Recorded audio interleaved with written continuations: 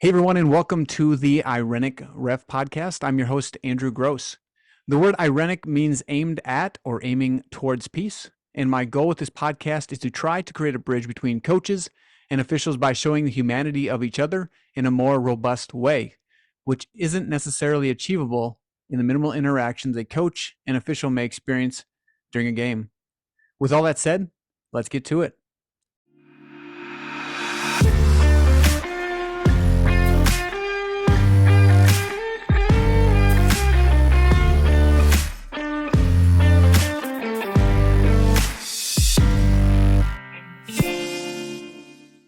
Today's guest has been coaching for 15 years and has been the head coach at his current school for the past 10 years. Out of those 10 years as a head coach for his current school, he has qualified for the state tournament 4 times. His 2015 team placed 3rd, his 2021 team placed 8th, and his 2016 and 2022 teams both placed 6th. He has 172 wins under his belt and has a 69.9% winning percentage as a head coach.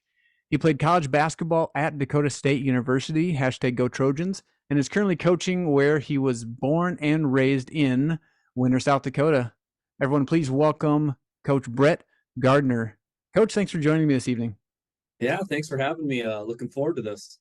Yeah, and one thing I just want to chat about right away is, you're from Winter, you graduate from Winter, you go to Dakota State. So tell us a little bit about from your transition from Dakota State back to Winter as the head boys coach. Like what happened in between that time? Yeah, so graduated from Winter in 2004. Had an amazing coach, which we'll talk about later, with Coach Jim Drake. And it was always kind of in the back of your mind who was going to take over the program because he had such a coaching tree. Did you think it'd be you? Did you think it'd be Blake Gardner, Chris Haynes, Jay Drake, Travis Swartz? Who would it be? Well, after college, an opportunity arose at Chester, South Dakota, where I took a PE job and then assistant boys basketball, assistant football, and assistant track. Loved it. Chester, those 3 years were just such a great time. Was able to land a job in Lyman, which is kind of a rival of Winter, but landed a job in Lyman, South Dakota, in Presho as head boys basketball and language arts. 2 years under the belt to get some experience. And then the Winter job opened, and I threw my name in the hat and was able to land it, and been here 10 years now. And just a dream come true to come back home to lead the program that you love, that you have so much passion for, and then stay connected with all the former Warriors. And I think that's, no matter who would have taken the job, would have done an amazing job. But you take a lot of pride in being from your hometown, coming back home, and hopefully putting a great team out on the court every single night. Yeah. That's a great story, and just it's fun to I've talked with Coach Jay down at Vermillion. I've talked with Coach Haynes down in Yankton, all guys stemming from this Winter program, and like you said, who from the coaching tree would end up there, and you got the reins to take them over, and it seems like a very fun and exciting and a successful one to be able to take over, as well as what you've produced as well. I also want to note that back in 2020, you were also named the Region 8 Coach of the Year by the South Dakota Basketball Coaches Association. And so tell us a little bit about that experience, because that was, which team was that exactly? And was that the 6th place finish team? So 2020, 2021, we actually had a great regular season. Yeah. A kind of a rough state tournament. Finished okay. 8th. It still didn't take away the experience that we had. Yeah. Brady Fritz was a first-team All-Stater, averaged 27 points a game. He's now at Dakota Wesleyan University. Slade Canoyer, Blake Vollmer, can go on and on about our kids and how fortunate we are to have such great kids in our, not only the basketball program, and that's obviously what this is kind of about with basketball, but in athletics and then our school. We're very blessed here at Winter to have great families, great community, and then the support of everything, whether it's the fine arts, whether it's the extracurriculars, and then the academics. When you go to a grocery store, everybody knows who that kid is. Yep. I mean, hey, you play basketball for the Winter Warriors. And we talk about that a lot. Like, people are watching you, and it's a good thing. Don't get me wrong. Like, ooh, you better be careful, but it's also a good thing when you're getting groceries. Everybody wants to talk about how about the game Friday night, the football game. Hey, how's the basketball team going to be? How'd you guys do in baseball last night? So it's pretty special. The town is 3,000 people, so it's a Yeah. pretty big town, but Yep. it's all centered around our school. Yeah, absolutely. And it's not like where I grew up, where it's Hanson, you got 500 and everybody knows everybody just because of the town size. Right. But it still feels that way because it's centered on the school, it's centered on the sports, centered on the fine arts, and everybody just supports everyone in a town. And it is kind of unique in a town of 3,000 that you get that. Like I said, you might get that in a town of 500, like where I graduated from, but I think it's a pretty rare thing where you get that in a town of 3,000 or 3 to 5,000. And so that's a cool testament to the Winter community, and shout out to them for their support of all the activities going on there. I also just want to say that, regardless of the finish in 2020, there are teams that never have made it to a state tournament or even, have even gotten to that position where they could be in the state tournament. So that's another testament to your coaching and the players as well, that, getting to the state tournament is such a big deal, even no matter what the outcome is. And I think the community would also back that statement as well. Yeah. So, for instance, my brother Blake, he was at Hill City. I think he was the coach for 13 years, was Yep. unfortunately never able to make the state tournament. We've been fortunate enough to make it 4 times in our tenure. And that state tournament appearance, you're so excited. And then you come up short, whether it's Yep. for the third place game, whether it's for seventh and eighth, whatever it may be, but it's still just the experience. We have a welcome home when we get back, Yep. and everybody is so excited. You made the trip to Sioux Falls, you made the trip to Rapid City. Whether you get first, ultimate goal, or Yep. whether you get eighth, you did it. And it's really special. Those 4 days, because you practice on Wednesday and you play Yep. Thursday, Friday, Saturday, are some of the biggest roller coaster moments of your lives. You're with the same group of 15 people, the 2 coaches, and then the 13 varsity players or whatever it may be, plus student managers for every hour of every day. Yep. Um, so when that Saturday night finally you get home, you decompress, and you just like, oh, what a great year, what a great experience, something that will be in the memory of those kids forever. Yep.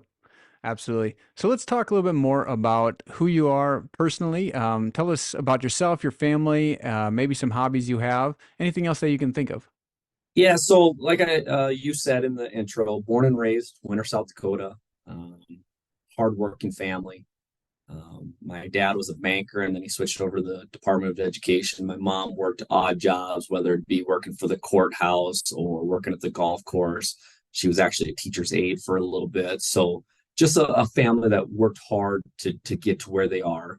I have an older brother, Shane, who graduated from Winter in 1989, and then an older brother, Blake, who graduated in 2001. And then I came around in 2004. Um, we still get together all the time. Our holidays are huge, Thanksgiving, Christmas, etc., big around the Gardner household. And then pheasant season, that's when we get the whole entire family around. So some of the hobbies, I love playing golf. It's probably my biggest outside of school passion right now, Yeah. is golf. Not saying I'm very good at it, but I just love it. Just competitive. Yep. You're going against a score. You're going against somebody else in the cart. You're going against a different team. Enjoy watching sports, whatever it may be. In fact, before I came up here, I was watching Albany versus Seton Hall. Yep. Don't care about either of those teams, but just because it was on TV or watching college basketball. Um, NFL football is the big thing in our family. We kind of root for the Las Vegas Raiders, unfortunately. But we just kind of connect with that. And other than that, just, being involved in the community. I'm the president of the Christ Lutheran Church. I'm the chairman of the Booster Club, which is the quarterback club. And just, we kind of already hit on this with the students, but also I feel myself when I go places, a lot of people recognize me for the basketball coach, for the athletic director, and then also for being the middle school principal. And I think that's an attribute to my parents raising us correctly, where hey, somebody's watching no matter what, so make sure you're doing the right thing. Isn't that the old character quote? Is hey, doing the right thing over and over again, even when no one's watching. So I just feel that's helped us raise in the right way and put a pretty good head on our shoulders, and turned out to be okay. Yeah. I know I feel like I talk to a lot of coaches, and it seems like golf is that one uniting thing for coaches. And I mean, there's some officials that do it too, but it seems like a lot of coaches they like the golf. And I used to like golf until I realized how much money I don't have, and so I took up disc golfing, which Hey, is quite cheaper. And so I don't know if you've ever thought about that before, but it's we actually have a disc golf here in winter. I think we only have 3 holes, but we have a park downtown that has a few of them. So I should try that sometime. Hey, there you go. I will maybe I'll take a trip down to Winter, or maybe I'll have a game down there. Someone will invite me down and I'll bring some discs. We'll throw Yep. some or something like that. But yeah, let's keep going with this. Let's keep talking about your coaching, how you kind of got started in it. You talked about going to Chester and then Lyman, but hit on a little bit more of the people that kind of nudged you in that direction, and how you started getting into coaching, and then also those people that influenced you into your coaching. Absolutely. So it's kind of a running joke that I'm the coach now, and my brother Blake is now the superintendent because he always said he was going to be a head coach. I'm talking from the time he was in 4th grade, he was drawing up things, and I was the little brother, so he'd be putting me through plays. I always thought I was going to be a basketball player. I mean, I truly did. I was like, oh, I'm going to make the NBA like every kid. Obviously, did not come to fruition, nor should it have. But so by the time I was a senior, I had a feeling I was going to be able to go play college basketball, which I was very fortunate to go to Dakota State University, go Trojans. I had a huge win against Dakota Wesleyan. And it was about that time where my dad's like, hey, Brett, after college, what are you going to do? And Blake, my older brother Blake, was a junior at Black Hill State University going into education. And he said, you should be a teacher. I think you'd be a good teacher. Okay, that's more schooling. But so I decided to be an education major at Dakota State. Well, with that usually comes a male, not that it has to be male or female, but usually, hey, they're coaches. I was like, okay, hey, that could be something for me. And as the college career was coming to an end, I felt myself helping out the coach, like, hey, maybe in this situation. And the coach was kind of like, that's really a good idea. So when Chester opened up and they had all those coaching opportunities, I jumped on them all. Hey, what do you want to be? Anything. Assistant track? Yeah, I don't know anything about, yes, assistant track, assistant football, assistant basketball. Had a great coach in Eric Knight. He was the head coach for the Chester Flyers. Learned a lot from him. And then when Lyman opened up, it was an opportunity to take over your own program. Loved being an assistant, but when you get a chance to be that head coach, you take advantage of that and just leaning on different guys. And we've kind of already hit on them, but Blake Gardner, Chris Haynes, Jay Drake, and then a couple guys currently. That is one thing about coaches is there's such a fraternity. Mm-hmm. I'm also the middle school principal, and you bounce ideas off of other principals, but not nearly as much. Coaches, you're bouncing ideas off of each other daily. And everybody's willing to say things back to you. Like that's the best part. Are there some secrets? Well, absolutely. You don't want to give them all away, but you call somebody up and they will say, "This is what I would have done in this situation." Coach Cutler, the legendary coach from Platt, him and I are fierce rivals. He tells me anything I want. I mean, I ask him questions and he'll give me the playbook basically, and that's pretty awesome. Yeah. We're rivals, and he's just hey, open book. So I've been very fortunate to learn from many people. And then, of course, my dad was a coach for youth basketball growing up, so I played for him. And then Coach Jim Drake, his son is Jay Drake, but Coach Drake instilled so much in us about doing the right thing, about something as small as putting your socks on correctly. First day of practice, we sat down and he taught us how to put our socks on. And little John Wooden there, but I try to emulate him as much as possible, but still kind of have our own way. And just many people have helped us get to where we are now. And being a coach is pretty dang awesome. Yeah, what kind of I'm gonna say the word flavor. What type of flavor do you see like that you got from Coach Drake, or even from I'm blanking now, the Chester coach that you were under? Eric Knight. Yeah, at night. What sort of things do you see that you took from them and you're like, yeah, it's a good thing. I want that sort of Yep. taste in my program. And then the other things that you're like, I think I'm individual from them in this regard. So I would say is fiery competitiveness. I mean, every drill matters, every play matters, every second matters. And that's from both of those guys. I Yep. mean, almost refusing to lose more than trying to win. Yep. And I just thought that was awesome. And I remember some of those practices in Chester, and we had some great guys: Drew and Dylan Kreitzel, Jordan Yep. Van Leeuwer, Keenan Soylent, Austin Opdahl. I mean, oh my goodness, those practices were intense. And you'd almost get in fist fights. You're like, well, stop, guys. But you also loved it because they did not want to lose. Yep. And I think that was really brainwashed into our philosophy. And then Coach Drake, legendary defensive coach. I mean, he was unbelievable. It all started. He went to a Final Four back in, like, say, 1994, I think it was Jay Drake's senior year with Arkansas and those guys. And the four Final Four teams had the four lowest opponent field goal percentages of everybody in the nation. And he said right then, we got to start defending. And went on to have quite a few state tournaments with Zach Horseman and Chris Haynes and Ben Conant, and had great run once kind of switched that. And that's kind of been our philosophy: is we're going to defend. We're a football town. Winter Warriors we're known for football, so we can defend. We're athletic. The ball will fall on the hoop, hopefully, and you're gonna remember playing the Warriors when the game's over, because you're gonna be bumped and bruised. Get after you, and hopefully dominate the glass too. That's one thing, is rebounding is so important. You talk to other coaches, and each their own. I love it. That's the best part about coaching. Each program, each coach can have it. Other people are doing analytics. Okay, a 2-point shot doesn't mean as much as a three. We don't do that.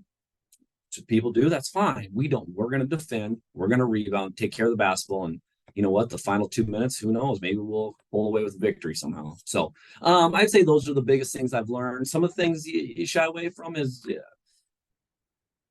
different things, and not from one coach, not from the other, but you learn what you can take. Like, I went to a coach's clinic just last week, and there were 6 awesome coaches took notes on all of them. Even some of them, I know I would never do that. Still take notes. You might take one thing off of it. The other coach, like, oh my goodness, I loved every part of that. So that's the best part about coaching, is you pick and choose what fits you and what most importantly fits your program.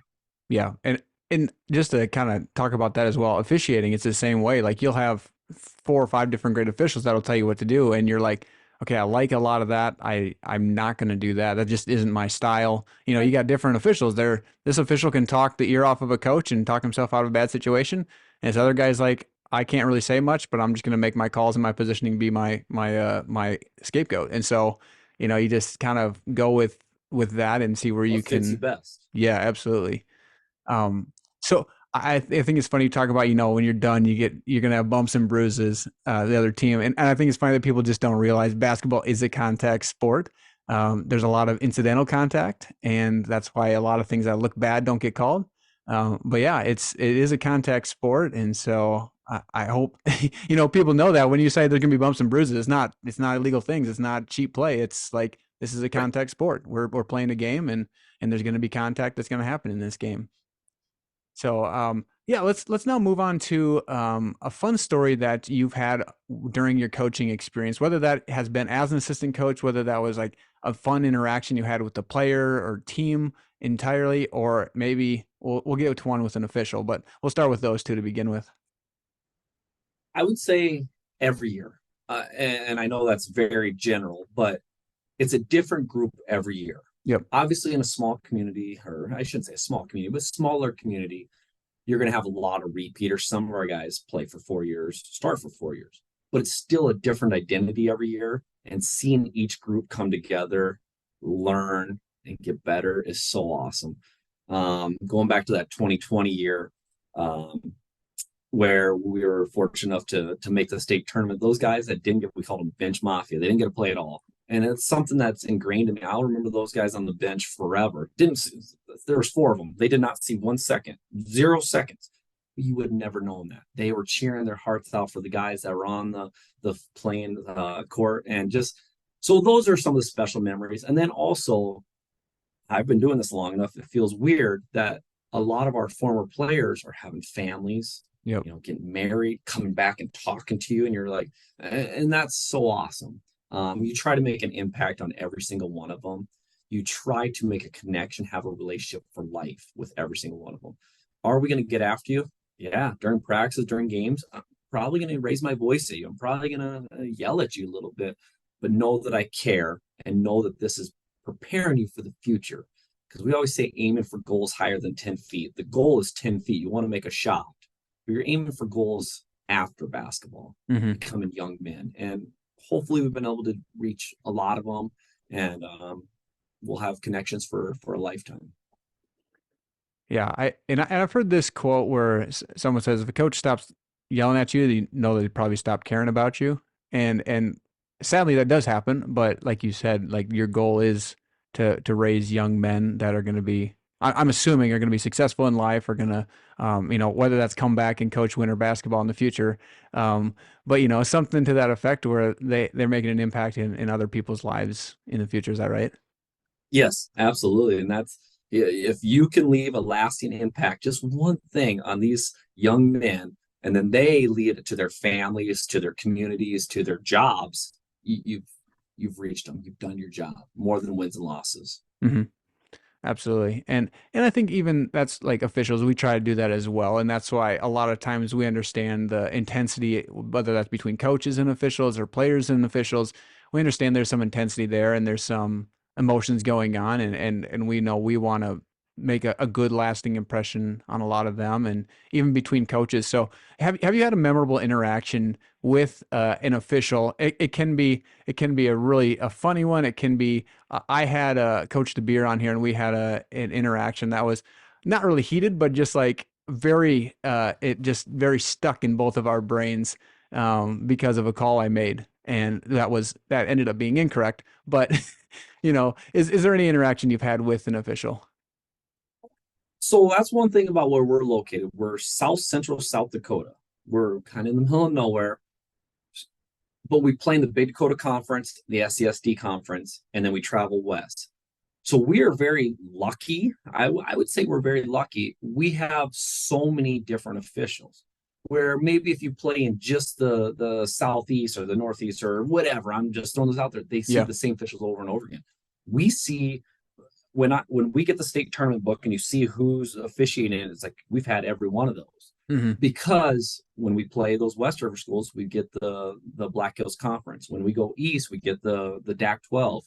Up north when we play Mobridge, we get guys from Timberlake and Harding County, and then we have kind of the Pierre area. I mean, we Mitchell area. We seriously have a lot of variety of officials, and feel that we've really got a connection, and that's awesome. Um, are there officials that go back and forth like what you're talking about with coaches? Yeah, absolutely. I mean, every coach is fiery. You Yeah. say some things in the spur of the moment, but I would say there's no animosity between me or our coaching staff and any officials. I mean, you open up the book or you get the email of who's officiating. Ah, man, that ref calls it a little tight or that ref calls it a little loose. But there's Hmm. never like, dang it, I don't want him. I Yeah. honestly think that happens. So very lucky. Came close with a lot of officials. I've been doing this now in winter for 10 and lineman for 2. So 12 years as the head coach, you really get to know a lot of officials. And then I've been athletic director now for 4 years. Yep. So really get to know them because when the girls coach is screaming at them, I have to go talk to the officials after the game. Yep. So a little shout out Larry Aker, great coach for the Lady Warriors. But I would say one of my favorite memories, and it just happened 2 years ago. And like I said, I get to know the officials very well. I escort them into the game because Yep. I'm the athletic director, and then I yell at them for 32 minutes, which I don't. But then, so I get to know them. Well, anyway, the game was going back and forth, and you've been to the Winter National Guard Armory. It gets to rock, and it's pretty good. Yep. Yep. And a couple of the opposing teams, and I'm going to say who it was, a few of their parents were sitting right behind the scores table. And one row, their knees were actually touching our person keeping clock. And they were getting after the officials quite a bit. And you try not to hear the crowd. And for the most part, you don't. But they were just screaming at these officials, screaming at these officials. Well, then, of course, one call goes against the Warriors. And I shouldn't say his name, but I said, Dave, are you kidding me? And the mom goes, you know his name? And I said, well, yeah, I hired him. And the whole gym just went quiet. Like, well, yeah, I hired him. I'm the athletic director. I hired him. I knew him. And I'll just never forget that. And the mom, she didn't know how to react. So you know him on a personal basis. And I don't know if that's that good a story, but I'll never forget that. Yes, I hired him. That's awesome. Yeah, no, I think it's really interesting how maybe perceptions are a little different between like so it seems like a lot of the interviews I'm having, the coaches and officials really don't seem to have like a big issue. I mean, there's obviously moments where a coach will disagree with an official, Yep. but I feel like then I don't know what it is, if it's just like the fans feeding off of just that one moment and then they just think the coaches don't like the officials, or I don't know what it is, but it just seems such a weird different dynamic between coaches and officials. Do you have any like any thoughts up behind that or anything? No, but I agree with you 100%. Are there some coaches that dislike a few officials or maybe the way they call it? Maybe. But for the most part, coaches and officials get along. Yeah. During those 32 minutes, probably not. Yeah. But afterwards, it's hey, yeah, you probably got the call right, or maybe I did miss that call, and it's over. I mean, Yep. and I know the South Dakota High School Activities Association every year it shows ejections, and Yeah. the ejection rate is going up. But one thing they always say is a lot of them are fans, Yep. and I don't know what makes it right for fans to think they can just belittle officials the entire time. And as coaches, we are trying, I'm not just saying Yeah. winter, I'm saying statewide, to diffuse the situation. It's weird because you're involved in the game so much, and you got a dad yelling at the crowd, or yelling at the official. You're probably not going to turn around and tell him to be quiet. Yep. But it more you start yelling at the officials. Now the dad really thinks he can yell at the Yep. official. So as coaches, we need to do better about defusing the situation by not escalating, not getting after the officials as much. Yeah, as soon as it happens, hey, I thought that was a charge, not a block. You scream Yeah. at them, they come say, I thought it was. It's over with. You're on to the Sure. next one. Yeah. And I feel that's something we have been able to do is you let that call go. I mean, if you're Sure. dwelling on a call, you're not coaching the game. Yeah. And I kind of hit on this. You've been fortunate. You've seen us at the state tournament. I don't follow the coach's box rule very well. I'm out on the court. I'm past, but I'm coaching. Yeah. If I ever am on the court and I'm yelling at an official, I deserve a technical. Yeah. I don't get those because guess what? I'm on the court. Hey, Brady Fritz, get back on defense. Blake Vollmer, run two. Yep. I do need to be better about being in the coach's box, but I think officials start to realize that like he's not yelling at us. He's not doing Yep. anything wrong. Yes, he's supposed to be in the coach's box, 28 feet, between the hash marks, Yep. but they kind of let it go because they know of what I'm trying to do. Yep. Not screaming at an official, not trying to show them up, not trying to make the situation worse and get the Yep. crowd against the officials. Yeah. No, and I just had a coach Mike Copel and coach Megan Severson on here, and they both are like the coaching box. We don't like that.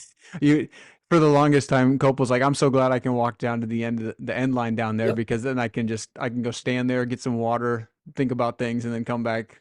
Yeah, yeah. So he's very happy about at least the extension of that coaching box. absolutely. Well, then it's our courts are 84 feet for the most part. You get Yeah, state tournament's 94 feet. You're 10 feet further away from on the other end. yeah, That's where I feel I break it the most. I get sure. out there but Yeah, and I don't stay and within box. Yeah, and I don't know if like so maybe that's we can talk about some rules here next. I don't know if that's one you wish was modified, but maybe you could go to that 35 foot like the college realm. You get an extra 7 feet. Maybe that'll help. But um, yeah. Anyway, talking about the rules, let's talk about the ones you maybe were glad were added, and then after that, talk about maybe a rule you kind of wish was modified or don't like as much.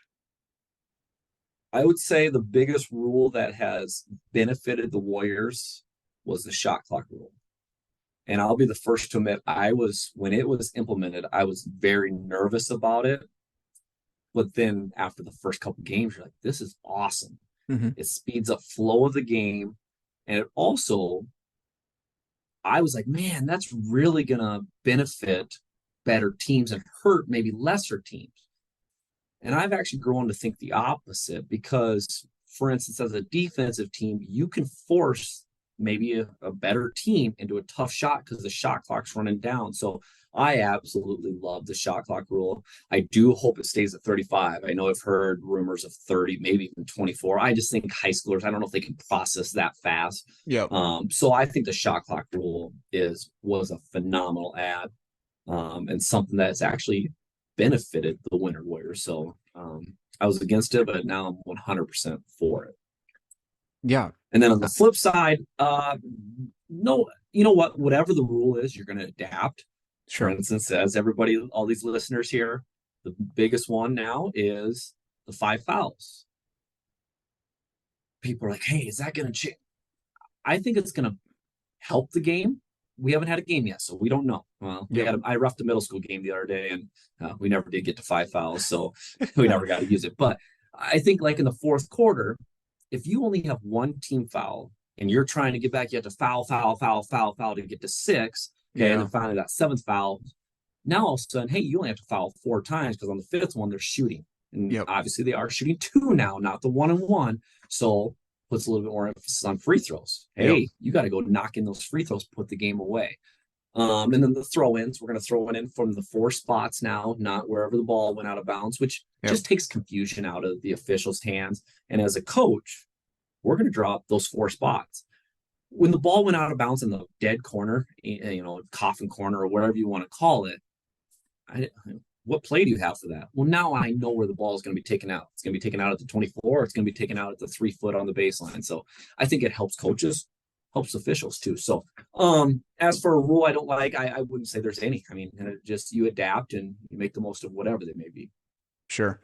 Yeah. Yeah, it's going to be interesting to see that the 5 foul, what comes of that. Yeah, there's been some concerns from coaches of being like, oh, this might benefit some worse shooting free throw teams because they still might be able to make one if they miss the first one. It takes the pressure off, different things like that. So who knows? As officials, we lost one mechanic, which is the 2 hands going like this, I guess. So we lost the 1-and-1 signal there. But no, I think it'll be very interesting for sure. I'm trying to remember who I was talking to, but I think it's going to be a little bit more strategic for, and I don't mean to disparage Class B, but I think Class AA and Class A, you have better athletes and you're going to be more strategic in those. Where in Class B, sometimes you just don't have the athletes and you're going to get 5 fouls right really quickly. And so I think it's going to be something more of an experiment in that lower class just because of the number situation. I know every school kind of struggles with numbers still, but I think that's going to be, from what I'm seeing, going to be a more of an issue. And I don't even know if that's an issue. So let's say you do get to 5 fouls right away with Yeah. 4 minutes to go in the first quarter. Yeah. Yeah, there's going to be a lot of free throws, but then it resets. And Yep. that's Correct. something I've told people around the community, like, how is that? What's it going to do? And I'm like, well, it resets to 0. So now you get 4 free fouls. I don't Yep. mean it like that. Yeah. Correct. But at least you're not just sitting at the free throw line the entire Yep. second quarter. I mean, you're Correct. back at 0. So Yep. I think that will actually help speed up the Even game, things that, yeah. flow of the game. Yeah, that's very true. Because once you get to that 7, you'd just be shooting the rest of the time. Where now, you reset Yes. that and you're like, okay, we're gonna do a do over essentially. Last question Block for charge. I want yeah. to hear your perspective on the arc, and then I'll. Oh yeah, no, absolutely. I do some college men's, so I do like the rule. And I think once we start seeing more stats come out in the high school level, that's like, we're having more issues with this. We're having more players on the floor. We're having more injuries. We're having whatever that data is that says, hey, let's get this out of the game because for safety concerns, I'm all for it. You even now in the college men's, we're like getting to a thing where when that plant foot goes down before they take up on the layup, you have to be there. You have to be basically there and ready to take a charge, or else it's gonna be a block because they want you to just jump straight up. So they're trying to eliminate like people falling to the floor almost entirely. And so yeah, once we get that data in and it says like, yeah, we're having issues with safety and injuries, I'm all for it. So Coach Drake, we couldn't leave our feet in high school.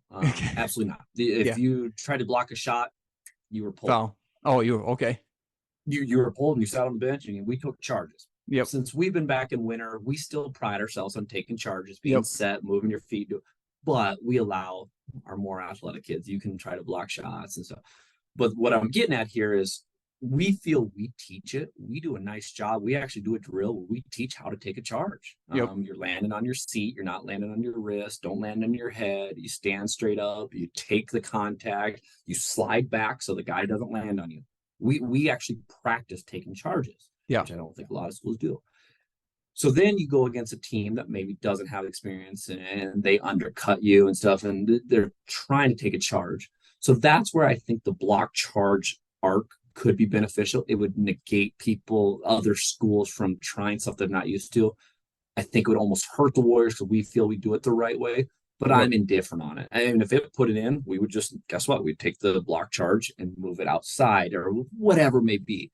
But Yep. I truly feel we do it the right way for the most part.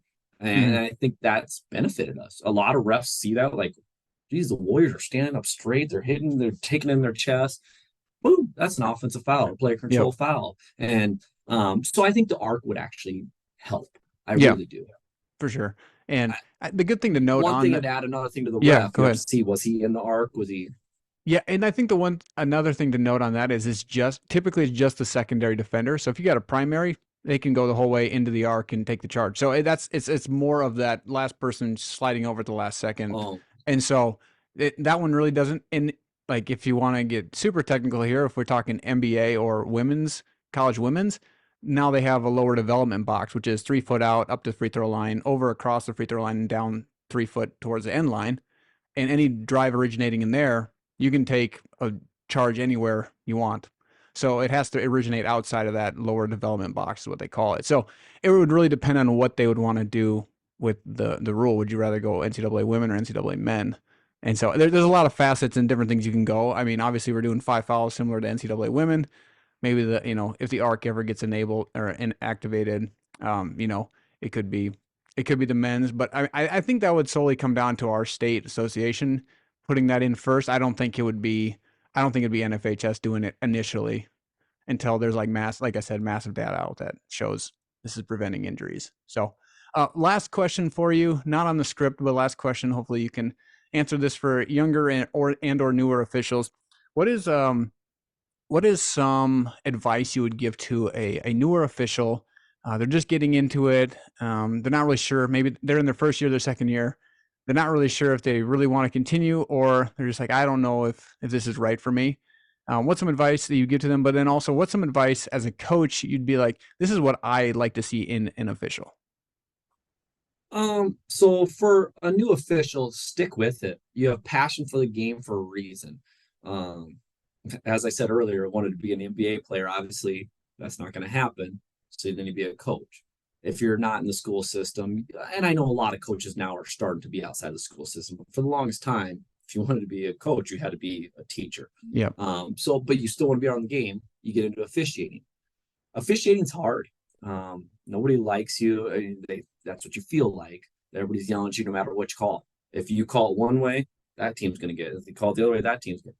You have to be confident. You have to have broad shoulders. You have to be able to forget about it, short-term memory. And the biggest thing I would say is be confident.